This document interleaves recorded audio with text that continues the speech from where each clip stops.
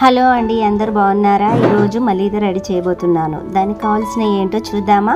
ముందుగా ఒక బౌల్ అంతా గోధుమ పిండి తీసుకోవాలి. 1 స్పూన్ సాల్ట్ వేసుకున్నాక కొన్ని వాటర్ వేసుకొని కలుపుకోవాలి. చపాతీ చేసేటప్పుడు కొంచెం ఎక్కువ లావు చేసుకున్నా ఏం కాదు. నేను ఇక్కడ 2 చపాతీలతోనే మలీదా చేస్తున్నా. ఇప్పుడు స్టవ్ వెలిగించుకొని చపాతీలు చేద్దాం.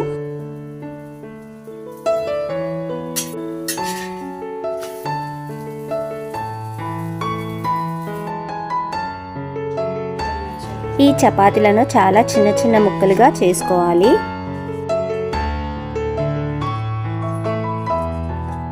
అంటే పేపర్ చింపుతాం కదా, అలా చింపుకోవడమే. ఇలా చిన్న ముక్కలుగా ఉంటే చాలు.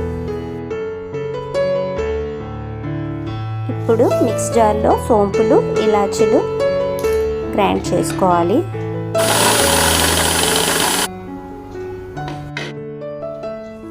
తర్వాత పల్లీలు గ్రైండ్ చేయాలి. పల్లీలు ఇలా ఉంటే చాలు.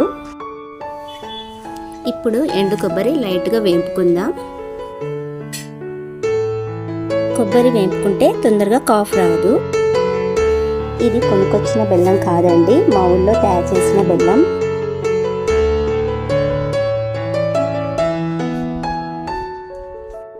ఈ చపాతీ పొడిలో బెల్లం బాగా కలపాలి.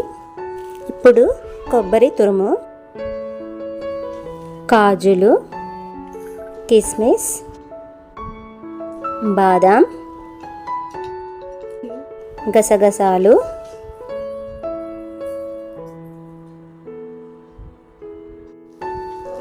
పల్లీలు, సోంపులు, ఇలాచీ పౌడర్,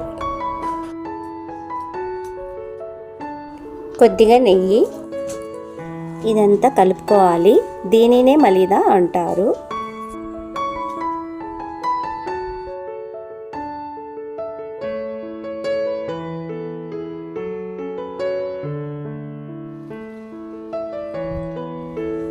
మలీదా పాలతో కూడా చాలా బాగుంటుంది.